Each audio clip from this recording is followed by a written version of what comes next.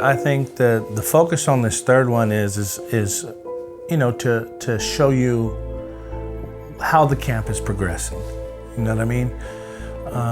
Just seeing, the trials, the tribulations, introducing new people who we believe are doing a great job, introducing old people, Dean, we're seeing Dean again, but we're also, going in and watching Pancakes in the park and how they, do it, what works for them to help these people, and they do a great job.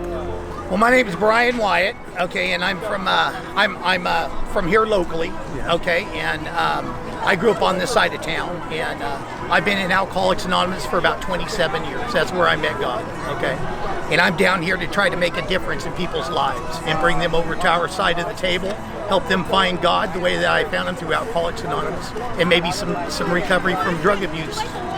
And from substance abuse, and just help them out, a nice meal, and let them know that people love them and care about them, and that's why we're here, Amen. Yeah, and it's a family thing. It's not out of any church. It's me and my daughters do it, and then of course all these wonderful people are involved in it as well. The motivation is that through my personal drug addiction. I create a lot of damage in my life, and this would be like a working 9 step. It'll be a long time before I can even up with society. Yeah. And so I go out and instead of tithing to the churches, I go out and I buy the food and everything like that. We've been doing this for about 5 years, and I don't know that I'll ever even up. I'm just trying to impact the community in a positive way, since I was such a detriment to it for a while, you know what I mean? Yeah. Well, I mean, when you think about what Christ did for us. Absolutely. How can you ever even up because he paid a debt we couldn't pay? Well, he gave me this new life for free. Yeah. I'm just trying to even up with society and do God's work. You can't really help anybody in life unless they know that you care. And we're just here to let you know, hey man, we love you, we care, no matter what your circumstances are. We call it Pancakes in the Park. Okay. And it all started out with my daughter saying, hey Dad, we had actually bought a grill, and I was doing breakfasts down at the fellowship, and my daughter said, well, hey, why don't we take that down to the park and let's go down there and cook breakfast for the people in the park. So it started about 5 years ago. We started serving 30, 40, 50 people. We did it a couple weekends a month. Yeah. And then of course when they gathered everybody here and brought them here, it became much big of a venture. We didn't know, we couldn't really we didn't want to come here and run out of food.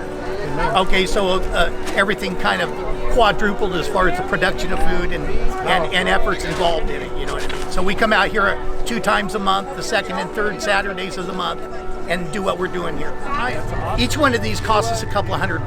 Right. So it impacts us, and then plus all the gear and everything like that. Yeah. So, I don't have any story where it set us back seriously or anything like that, And then, of course, I don't deny people an opportunity to contribute, okay? Of course. But, I started thinking, I had this idea. I've never fed 300 people myself. I've never done that before. Yeah. So I thought I would try it for 6 months. Yeah.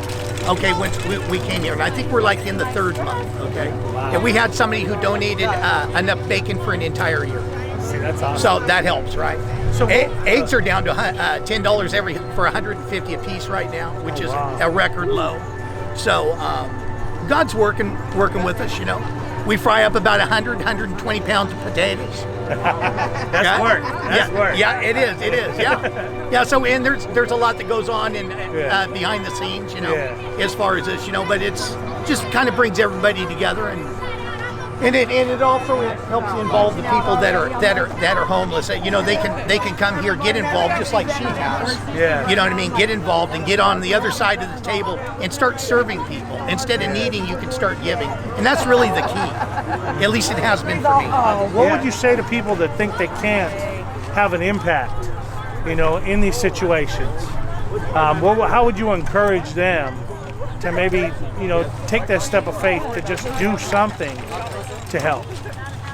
Well, it's. I remember the first time I came down here, I was full of fear. Yeah. And so, we try to create a platform for people to learn how to serve. Yeah. And so I came down here with my daughters, and people can come down here with me, and and find a platform that you can start serving in, because you can make a positive impact in people's lives just by caring. You know what I mean? And you bet. And I'm an advocate for the homeless. Yeah. Or just for the people in distress, and in Modesto. That's I care greatly about it. So if somebody wanted to come volunteer and help you, when are you out here? We're out here the second and third Saturdays of the month. Okay. And then we have a website that's called Breakfast in the Park. Okay. And my daughter Brandy Wyatt, she's the go-to person on that. Okay. Yeah. Perfect, man. Thank you again for all your help. He's going to get. I'm Leslie Shores. Just there's a need. I want to help where there's a need, and I knew the people at Beard Brook were going to be evacuated and needed somewhere to go. So we just kind of tried to connect with people, and by feeding them, you can connect. That's right. So what's your? Do you remember the floods in 07? Yeah, I remember the floods in 07. I remember the floods before that. I mean, it's not good. A lot of people were displaced. This is definitely an area that's going to be flooded. So I don't know what's going to happen or if they have a plan for it. Unfortunately, they're right in the way. So they said that it was less over there. I mean, it was more of a problem over there than here. I don't see that, but well, time will tell. Time will tell. Yeah. So now you were talking about earlier about these tents. They were donated? As what I heard from many people, they were donated. They were not part of the money that was given to the city, as I've been told. Oh wow. So I don't know. That's why I'm asking. And you said they're basically like awnings, right? Yeah, they're kind of like a covering. And what I heard, Bridget would know more, is they made a bottom for it and made zippers for it. Unfortunately, they put wood shavings underneath. And they weren't really thinking when they did, because it's a very thin plastic underneath. So it's cutting it. So it cut it up. So the first rain, people's stuff all got wet, and then of course they mold and mildew, and things were ruined. Now I heard there was a fire here. Was there a fire here? There was. I don't know how it started. We assume it was people trying to stay warm or cooking something in their tent. But there was 4 or 5 tents burned. I'm Pastor Abraham from India. It's a good ministry. I like to be participate. Okay. Because I love the poor people. Jesus wants us to love the poor people and provide them.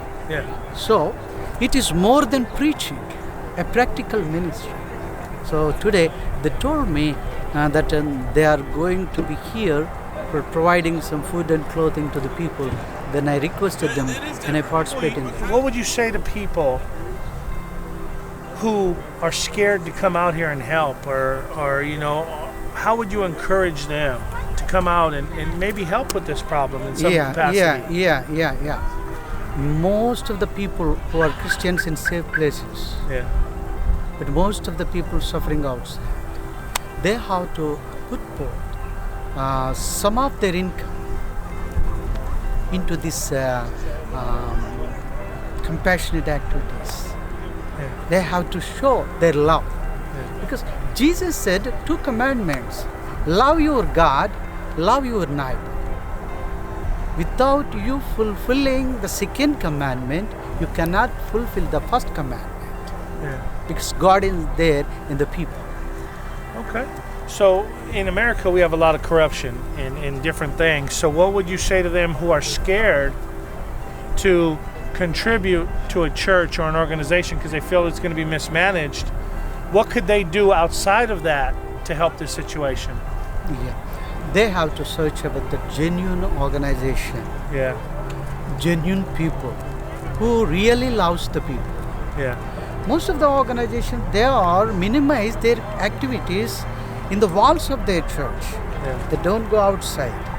That's a great point. The people who are going outside for evangelism, they're good people. So they have to see those people and invest their money into them so that they can utilize it for the people who need it in many ways, many aspects. Church is not just worshiping and preaching. Building swimming pools and tennis courts, to have fun in country clubs. We should be using, some of our. We should have some benevolence to help. But thank you, man. Thank you So as so we're much. going into this next one, you know, we're following the camp. We're seeing all kinds of stuff going on and finding out, you know, more stuff that we didn't know and getting a better understanding of what's going on. You know, some of the stuff looks like it's really great, and some of the stuff, there's some questions there, you know, that need to be addressed and need to be answered.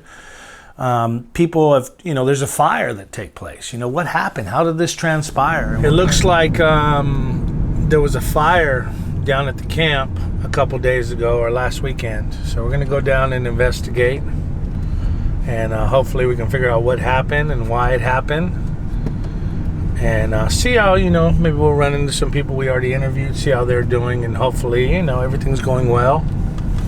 Right now we're going to pick up some chili dogs. Not a lot, just a few, so the people we interview, maybe we can, you know, help them out with a meal as well.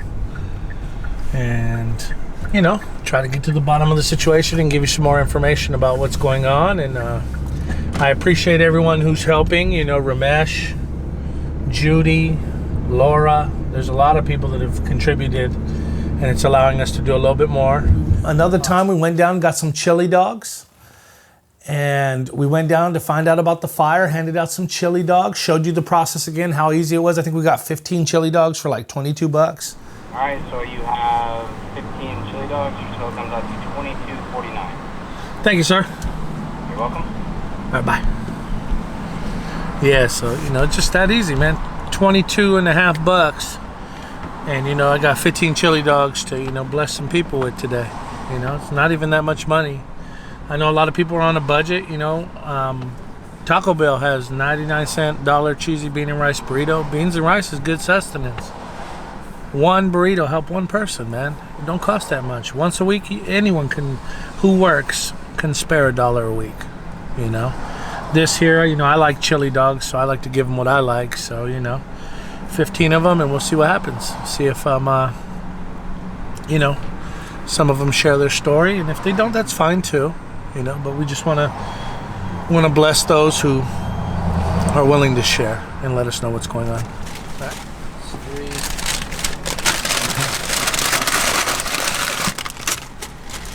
It's like a sack lunch, you know. Keep them warm. Keep them warm. So just like we heard, as you can see, there's fire right behind me on my right-hand side, and then, you know, so we're gonna ask some questions, see what they'll share with us. They may not share, but on the other hand, it's right over there where the camp is, so it's not very far. So we'll see if we can get to the bottom of it, find out what happened. Okay? Yeah, we were in the camp right now, and you can see how close the fire got. And as you look around, we're in the midst of it right here. Yeah, as you can see, the conditions aren't the best. And that's why, you know, we need to figure out something to help these people, man. It's not right for cats to be living like this. You know, and I don't know. We just got to figure something out. All right, so we're here with Robert Andrews. And he knows a little bit more than me about the fire, so he's going to just share his thoughts and what he feels in this situation. Go ahead, Robert, man, let him know. I believe the way some of the things are ran here, because of the security being not what it should be, and because they haven't lived out here themselves with us, I believe that a lot of this stuff is self-inflicted upon ourselves. You know, I mean, some of us just don't want to see it happen. You know, the city wins if this doesn't happen because they got $9 million. Right. We ain't even going to talk about the million that they say came up missing. That $9 million has not been spent right here. Well, look in the camera and say that again. The $9 million has not been spent here. I can prove it to you. Not even 50,000. For the fact of everything look in the camera because that's how they can hear you. For the fact of this, everything here has been donated. Yeah. All of this except for them portables, them 2 little golf carts, and the hired on security guards. Yeah. Everything else has been donated. You're sure? Our food, oh yeah, I'm sure about it. Name organization with license and certificates that's coming here feeding and serving us. Not one. Yeah, because I know the churches are feeding you, right? They can come up here, right? That's it. Those Just are the through donation and charities. Yeah. And some of the people get food poisoning. You know, some people get sick. Some of them aren't used to eating at all. So what they do is when you go to the hospital and you tell them that you're not from here, you know, you're from Moe's, they look at you like, oh, okay, let's hurry up and get him out of here. We even gonna pay for a cab to get him back over there because crime is down 60%. You know, and some of us that's caught here with all these thieves, crooks, and robbers in Modesto are still fenced to, you know, get caught up in this rinse again, because soon it's gonna start to rain. When it rain again, the water gonna rise. When the water gonna rise, they gonna force us into the Salvation Army, which is not fair and right to these free citizens of the United States of America. You know, I mean, there's no way you can put us at a 4 o'clock curfew at the middle of summer. Yeah. No one's going to go for that if they have any sanity or freedom. You shouldn't have to be subject to concentration camp or jailhouse time and facilities. And, that's what that Obama FEMA camps got us, right? But see, that's what they got us. And we're back right there. You know, these tents are even cheaper than FEMA's because they come from Quay Camp. It's like a little charity, little donation thing for the summer they had last summer, and they're bringing them out this year. That's temporary. These things are so weak. You can go into every tent and touch it. Put your finger and cut it. And tear it. So tell us about the fire, though. What you think the fire is? That fire? Oh, with the fireworks, yeah. Well, you know, there's a lot of kids here, and there were kids here, and these kids haven't been guided in no way towards the right way. They have, but not right. You know, their parents can't be watching them every minute and watching their stuff that they have in their tents or wherever their campsites are. So, you know, so the kids go unattended, they hang together, they play together, they go to ganging up, throwing rocks and stuff, and there you have it. You know, have a little gang that come from Beerbrook. Yeah, that's how gangs start. You ain't lying. And then we all live here together, so we gotta have one policy: keep your mouth shut. So, you know, and that's just how it go. I can't get no deeper than that. About the fire, all I can say is... Yeah, it is what it is. Not good point. You know, and we thank you, man. What's your name again, brother? Robert, I'm Joe, man. I want to give you something, man. I'm going to give you these two, and I'm going to let you go and point me out to some more people so we can hand them out. You let me know who deserves these. No, but that's how it is here when you build a place and you just see dollar signs and don't see structure. You gotta have some type of structure when you're out here. These people we want to know, what can we benefit since all of us are coming together in one area? What can we benefit from this? Oh, you said housing. Oh, we didn't know you meant tents in the yard that weather and tear down every 2 months. You know, and then now that ain't housing. I agree. And you know, that's no type of housing. We don't know none of the benefits except for they'll give us a ride wherever we need to go to get ID, they'll help us with this. But once you get it, they put you on housing. If you ain't up under these people's noses, or should I say sniffing behind them, you'll never get housing here. You know, you gotta be up in their face. You gotta keep constantly bugging them. We got people that stole from all of us in here. I mean, just took everything we had, and then we kick them out, they bring them right back and give them a tent. So, you know, we just said, you know, it's just it's not what you do out here, it's how you do it. But let me tell you this, we are breaking off all thieves. All thieves. It's just like jail. You can't handle thieves in the jailhouse. Right. It's nice talking to you. All right, I'm gonna go ahead. As I was talking to some more people out there, one of the people opened up and they told me, you know, it was people that were thrown out of the camp who want this to fail because they're mad because they were stealing, you know, and that's why they set the fires. You know, some people were setting M80s off and different fireworks, explosions, you know, just trying to cause a ruckus. So they closed the camp because they had been kicked out because they stole a bunch of people's stuff. And then I guess some other people let those people back in, so there's a lot of friction inside the camp. Because you can't blame nobody, you know, nobody wants to live with someone who's going to be stealing their stuff. And so I get why they're upset. And it's just hard. It's hard when you're out here, you know, and for whatever reason you guys are here, you know. So I just ask you guys, man, to pray for these people, man. If nothing else, if you can't give, you know, 50 cents for a candy bar or whatever, you know, pray for them. If nothing else, man, I think that'll help.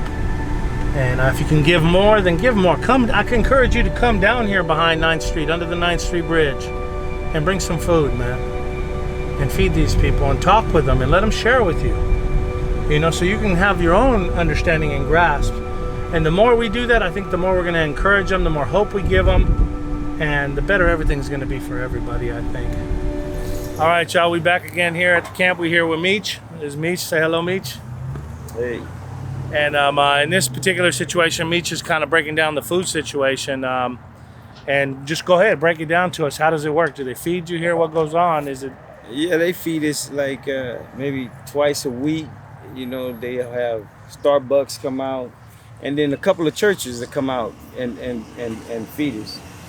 You know, but with all the funds that they get, everything that's donated, the people that do the donations, they'll come and bring the food, but the donation actually don't actually make it to us.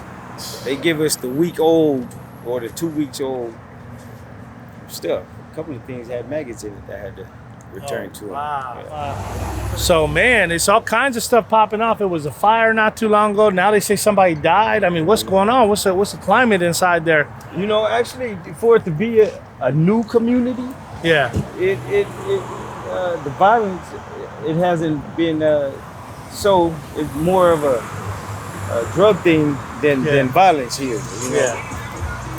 And a lot of the people here are, you know, they really need somebody to look out for them. Majority of them get Social Security, but they wasn't, you know, they're not able to make their appointments, or they ain't the people that care for them ain't caring for them right, just getting the money. So that's so, because we're just trying to tackle what are the needs. Yeah. You know, obviously, if they only letting food come in twice a week, that's not good. You know what's really, really, really a good need? You know, someone that has an ear to listen to the people that rambles on. Yeah. Because in the end of all their rambling, it really makes sense, because they're really talking about the treatment of how the people get treated.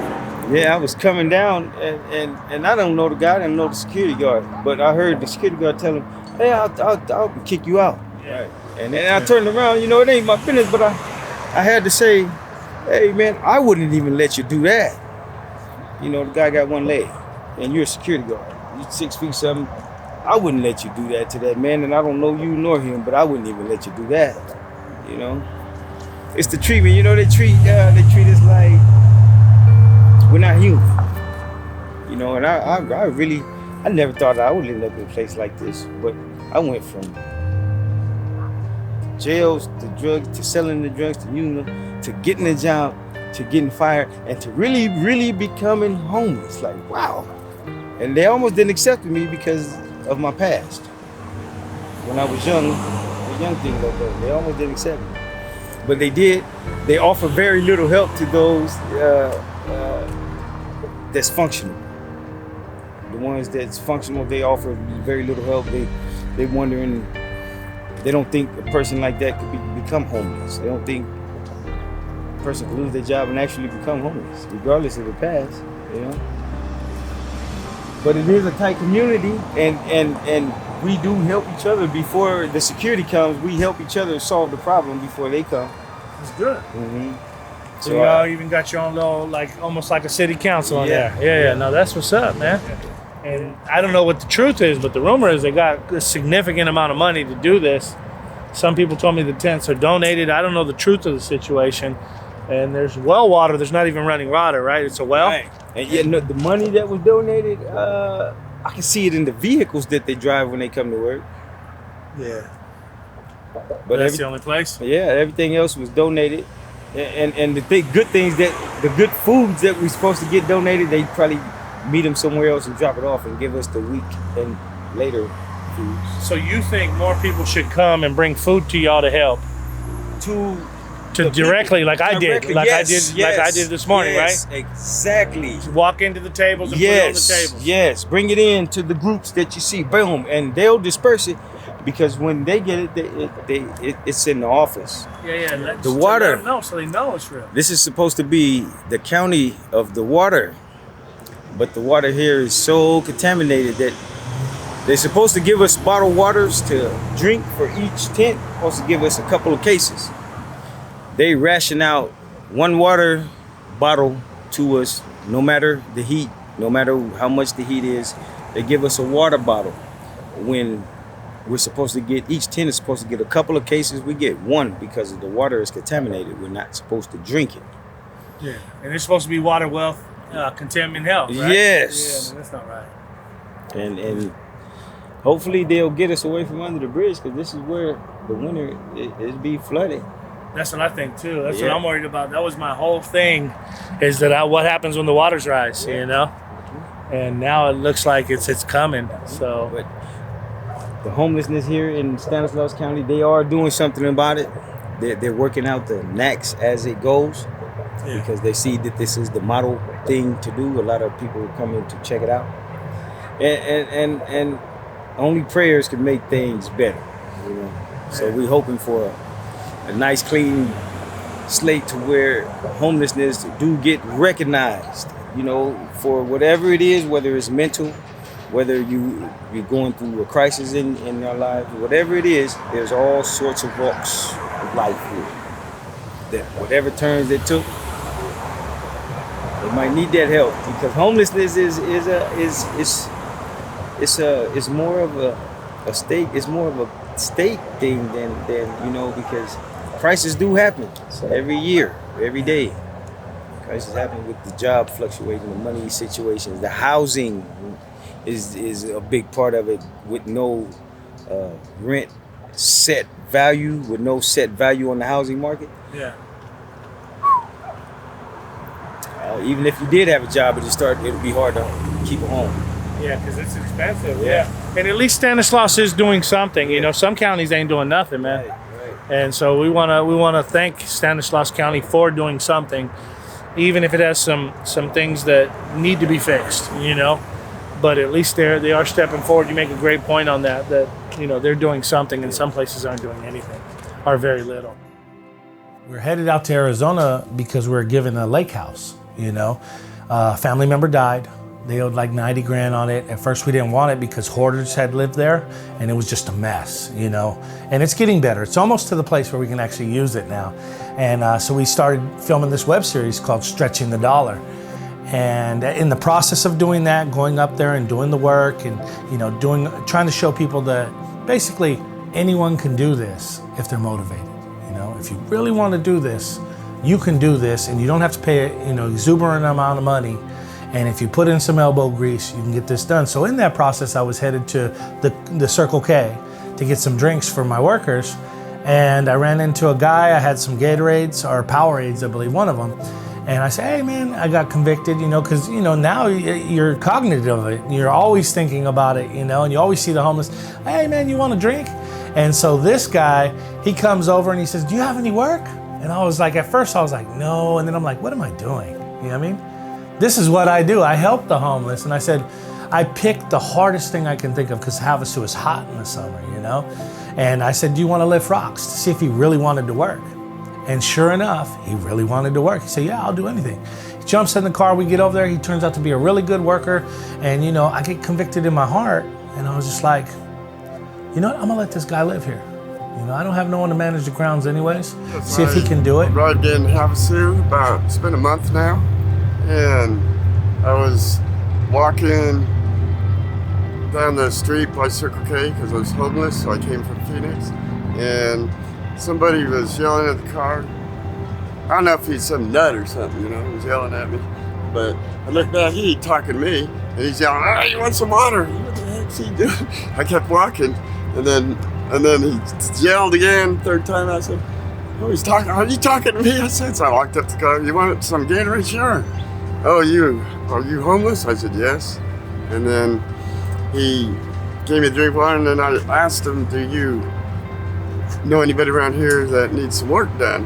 And he told me that he needed somebody to move rocks all day. "Are you willing to move rocks?" And I said, "Sure, anything." And I went to work that day, and he liked my work, and I've been staying at his house. It's been remodeled, as you've seen in the videotapes prior to this. And I really appreciate him. He's a good man and realizes that I was just down on my luck, and God bless. And Well, it wasn't just me, right? Right. It was, you know, my wife. right, You know, I know, she got some clothes in the cot, We're getting to it. pillow and blanket, and I went and got a fridge, right. and a microwave. Now this time we come back and you did it, and I'll just come in There you now. go. Yeah, There you go. he did a tremendous job, you know, helping my Theo Jerry on the house, and so I just felt led to give him some water, you know, buy a water jug for him to use, and So now it's slowly but surely brought a barbecue pit, you know, for him to if he wants a hot meal besides the microwave, and just, you know, we're trying to work with him. Talk about your handyman plan. Yeah, you're looking to be a handyman, right? Yes. Eventually, when I get ahead, I'm gonna be doing my own business again, handyman service here in Havasu. Yeah. So we're just trying to, you know, help him get on his feet. That's the whole goal that we have. And my Theo Jerry's very integral in that. When I'm not here back in California, my Theo Jerry's been giving him rides, giving him money for different things. Brother Mike is going to help him with some hygienes. You know, just a lot of people come together and it makes the load lighter. And that's only 4 people helping one man get on his feet. Imagine if 10 people will get together and help just one homeless person at a time, how much of an impact we can have in our communities and how much change we can see in our communities. Because we have to admit, you know, the homeless problem is everywhere. I mean, we're here at Lake Havasu. That's the London Bridge. Everybody knows that song, London Bridge is falling down, falling down, falling down. That's the London Bridge. And we have homeless people here in Havasu. And you told us there's whole camps out there, right? Yes. But it's been a real blessing. And we introduced Mike because he's a homeless guy. And now I'm basically putting my money where my mouth is. You know what I mean? I'm saying, you know what? I have this place. Nobody's living there. Let me see if I can take it a step further and I can help rehabilitate somebody, get someone back on their feet. So who knows where this is going? You know what I mean? Because you know me, I'm kind of fly by the seat of my pants, you know, not a whole lot of planning, just doing, a whole lot of doing, you know? And so, you know, Mike, after going up and back a couple times and, you know, things working out pretty well, you know, there's been some problems, but there's been some good, a lot of good. And, you know, so I asked him what he wanted. He told me about a homeless camp in Lake Havasu. And, you know, it gets to like 125, 135, they say. I don't know. I've experienced 128 to 131. So it's pretty warm. So, you know, we went out we asked him what he wanted to feed him. He said Little Caesars. We went down to Little Caesars. We got some pizza. We went down to the camp and we met 2 new people, you know, they're homeless people who live on the lake.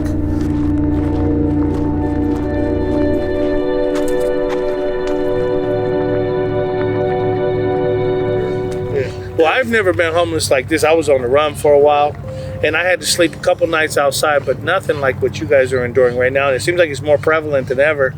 You know, more and more people are living out. But if we could help, humble yourself for sure. Yeah. I mean, this last 9 months, 10 months, or whatever it's been for me has been like. I mean, like you said before, like I'd been on the run for a while. I had a couple nights here and there at a friend's house, and then maybe in a car or whatever, but nothing like this. But my girl and I lost our house out here, and the landlord kind of screwed us out of the deposit. We were kind of counting on that for the next place, and then we kind of got screwed out of that, and then we didn't know what to do. So she went back across the river to her mom's house, you know, with the baby, and I've just been out here trying to figure it out, you know. And it's just hard to get a job when you're living in the dirt, you know what I mean? Like it's just hard. Yeah. It's hard to find work when you know. I don't know. Maybe it's maybe I'm self-conscious or whatever about the way my appearance or whatever, you know. But I feel like I kind of want to go when I go look for work. I kind of want to give an impression of like this guy's set together, you know, not someone who's got like, you know, dirty clothes or hasn't showered in a couple days, whatever, you know. If you get self-conscious if you haven't shaven or whatever, and then you start making excuses for yourself, and you know, then you realize maybe it would have been easier to get a job, you know, a couple months ago before it, you know, turned 120 degrees, and now it's just like a struggle just to like stay in shit. You know? So St. Lean's is right up the street, so that's what I used to work there, and I used to come down here when it was hot. But then I met like this whole community, and I got clean off of heroin down here. You know, yeah, I've never lived like this, but it sucks, but it's just the way it is right now, I guess. I know my dad died 2 years ago, and I kind of lost it, and like 3 weeks later, my husband left me. So I know, like, I've never done drugs or drink or anything, and I couldn't figure out, like, why is this all happening to me? And then now I'm here. I'm not proud of it, I'm more ashamed of it. Because I have kids that I see, but it's like I can't take care of them right now. So you need some help getting on your feet then? I don't know what I need. I've never been in this situation. When I got out, I thought, I wish I would have stayed in Kingman because I had more support up there, but my boss came and picked me up, then I got fired the next day. I mean, it's all like, I'm more of a liability than an asset, you know? Because even though I'm handling my stuff, like I have a probation officer, and nobody wants that. I don't know, the biggest challenge for me, honestly, is like being apart from my daughter right now. You know what I mean? I know once I get a job and save some money up and get a car, get my family back and get a place again. But since I've been down here, in the meantime, there really haven't been a lot of challenges other than just making sure.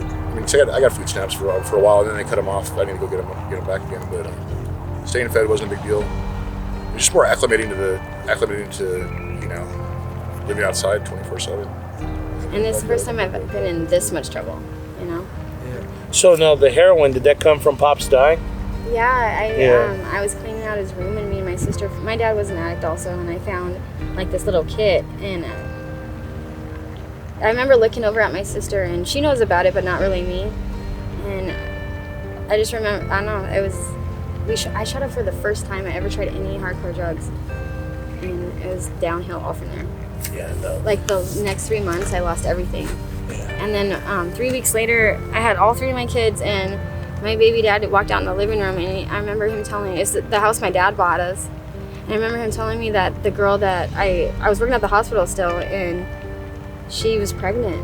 What was he gonna do? He didn't love me, but that year my dad was dying. I didn't focus. I see why he strayed and why I pushed him towards another female, because I didn't give him any attention. I didn't realize it. It was my kids. My sister was living with me, and then my dad was dying. And I don't regret it. I don't. The one time I was hoping my other half had my back. Yeah, I get it. You go to Kingman, you know about my dad and my whole family.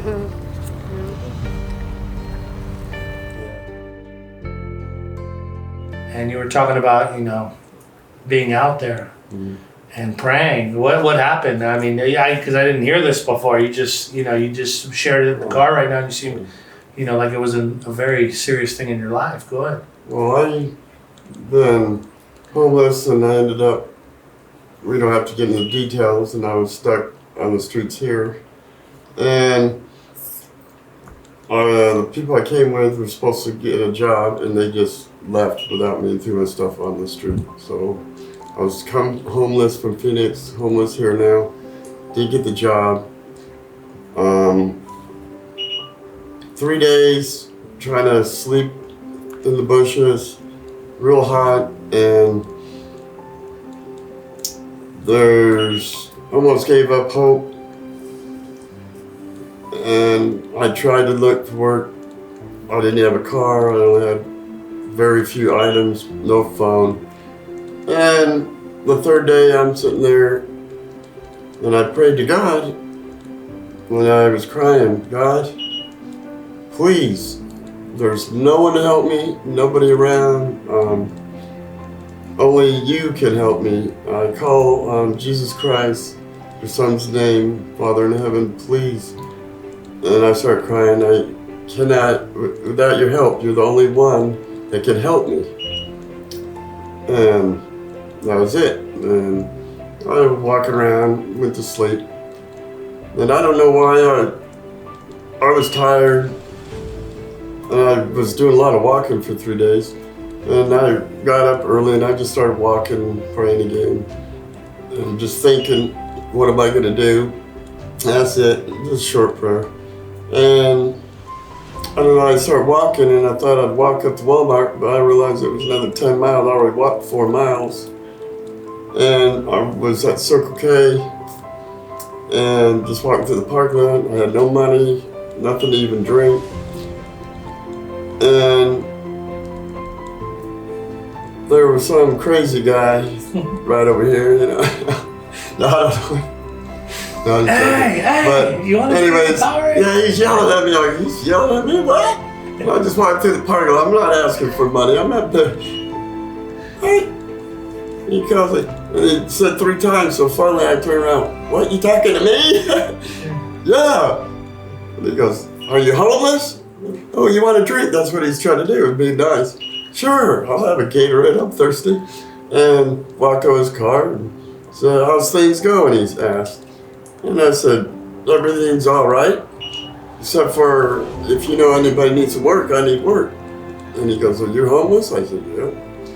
But here we are back here. It's been 3 weeks I've been working, as you can see, the house, and God answered my prayer, and how awesome he is. And Dean returns, and Dean's having showing how he raises funds to do these things. It's a hard process, and we went out there and supported that, bought some things from the yard sale, and he showed us the laundry shuttle that's Hey about Mike, to come launch. on in here. I'm going to show you the Cleansing Hope laundry shuttle. So this is our baby girl. We've got on this side 3 washers, and on this side 3 dryers. And so basically the way this works is we just transfer from the wash to the dryer when the load is done, and that's how we're going to transfer our guest clothing. Our guests won't come on board the bus. We will do the processing of their laundry. We'll take their finished dried laundry out, and then they'll fold their own clothing. So this is our auto start generator. Just push the button, boom, powers up. And then all of our girls come on. We just plug them in, start them up, everything runs. And so, I mean, we're really excited about it. I am too. Actually, this is cool. You're gonna put a lot of smiles on some faces with this. I'm gonna go ahead and start these dryers, just so when we go outside, you can see the little flappers flapping. Yeah. And this is the detergent right here, right? No, this isn't the detergent. What these are called ozonators, and what these do is they use electricity to create ozone, and ozone is what you heard of OxyClean.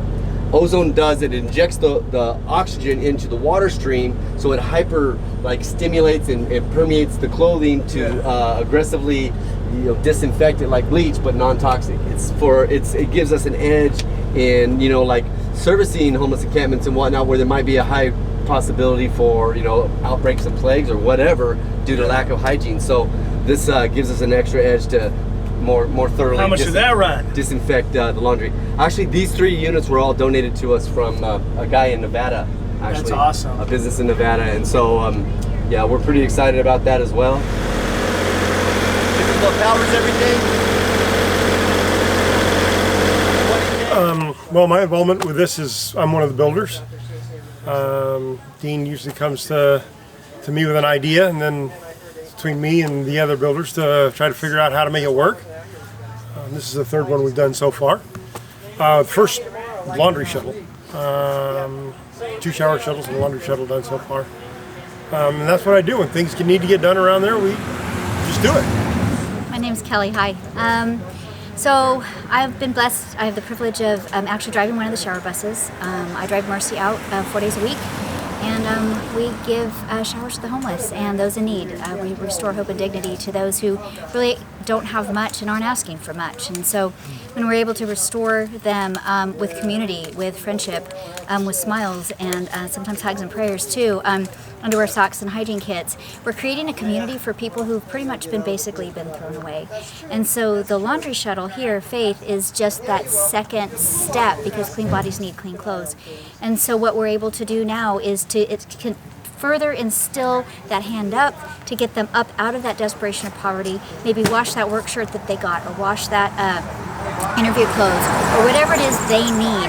We just want to be able to just continue to be the piece of the puzzle that's going to help these people get out of the mess of poverty and desperation and back up into a fruitful and productive life. Okay. So the biggest thing that we actually need is prayer. I mean, because some days our underwear stock gets low, or our energy level gets low, or our gas tanks get low, and so God always provides, and He is such an amazing provider and protector for us. And so we're not afraid, but always be on your face for us, okay? Just remember us in your prayers, because prayers cover everything. So thank you. Denise Dean, she's over there serving, and she goes out there, a couple weeks a month and provides a meal for these people, a dinner meal, and we're looking at possibly partnering her with future things. That's right, 9.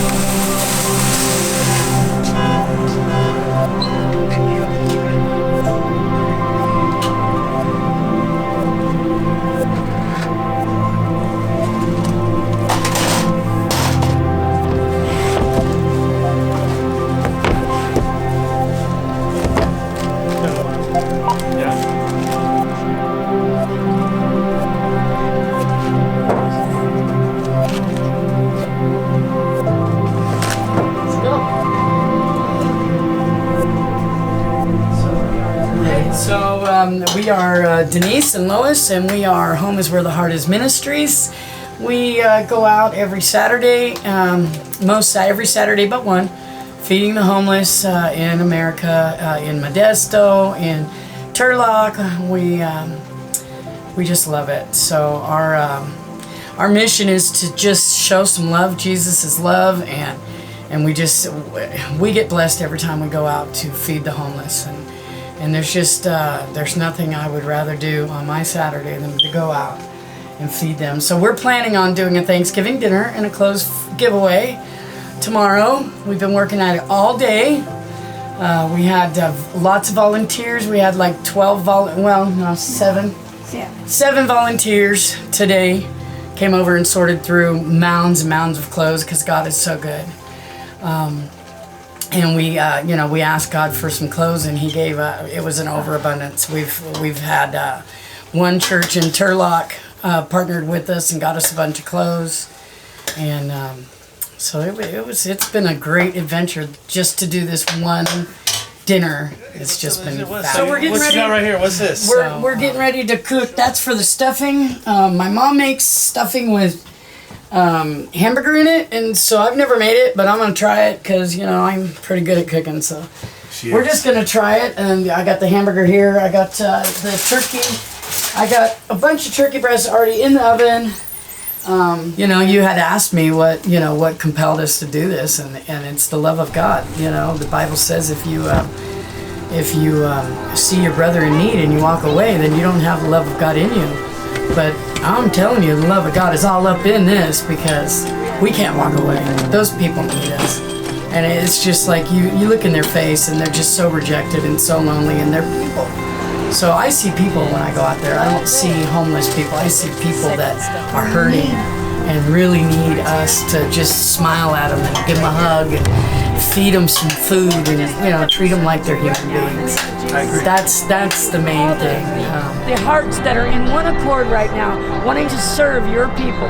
Those that are less fortunate than us, we want to give back. We want to give them. We want to treat them like they're just the most special people on this earth. We want to feed them, clothe them, and do everything and show them love. Give them your love.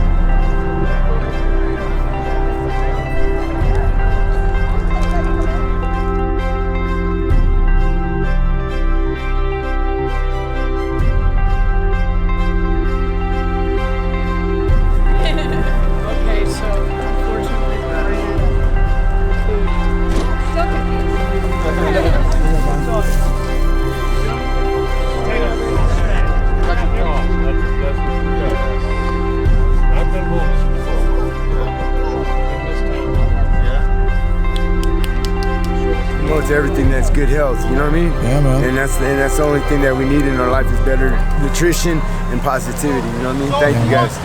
You guys have a lovely day, all right? I used to try to rebuttal people. They would say stuff like they're all on drugs. They're all crazy. And as we went out there, we figured out that most of them don't go out there with mental illness. The longer they're out there, the more mental illness they develop, and the mental illness that they did have, the more pronounced it becomes because of the lifestyle they're living, and just the situations that are out there. When you're unprotected, you have nothing, you have no roof over your head. But I found out that the rebuttal is much simpler. Whatever they did to be out there, it says something about them. But when we walk past them, knowing that they're in dire need, and we don't help, that says something about us. So I compel you guys, man, just do something, anything, even if it's small and it seems insignificant, it can be huge in somebody else's life. And again, I just want to encourage you guys, man. What I'm doing, any one of you that are working, you know, and don't have a lot of debt can do. Any one of you, you know. So just be encouraged and understand, man, start small. And just, the other thing is how rewarding it is to you. You know, the joy you get from understanding that you made a difference in somebody's life. Something as simple as $1 burrito, $1 cheeseburger from Burger King. You know what I mean? There's so many ways you can do this. A McChicken, you know, a McDouble, you know, might just change somebody's whole day. And the other thing I want to do is encourage you that some people are going to reject you because they want drugs. But for every person that wants drugs, there's another person who's hungry. So sift through. You may have to go to 3 different people, 5 different people, but find the one who wants it, because you may give them hope, and hope is a powerful thing. When I used to work in YA, man, once we gave those kids hope, most of them self-corrected. They were just tired of failing. They had failed so many times. They were tired of trying, you know? So when you give somebody hope, that's a powerful thing. If you really feel something tugging at your heart, and then help us, you know? I don't want nobody who don't want to help or don't feel led to help or don't feel something inside of them telling them that you should help. You know, I don't want nobody to do nothing they don't want to do. But there's some people that need some help, and there's some people out there who can help. I can only do so much. I'm only an Uber driver, like I say over and over again, you know? So if some of you feel that unction to help, it would go a long way this holiday season. Because I know what it's like, you know, to not have a Thanksgiving dinner. I know what it's like to not have presents on Christmas some years.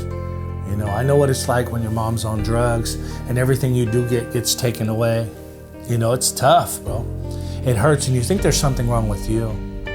So even if we can just give them one good memory on Christmas, you know, remember that time when that guy came and him and his buddies, they brought us some presents, they talked to the people, and that was great. And I have some memories like that where people, you know, had contributed to my life and sowed a seed in my life, you know. So I'm just hoping that some of you will help me to do even more for these kids, you know, because I have a little bit, but I also know that some of you can help me to even create a greater impact in these children's life for Christmas and Thanksgiving.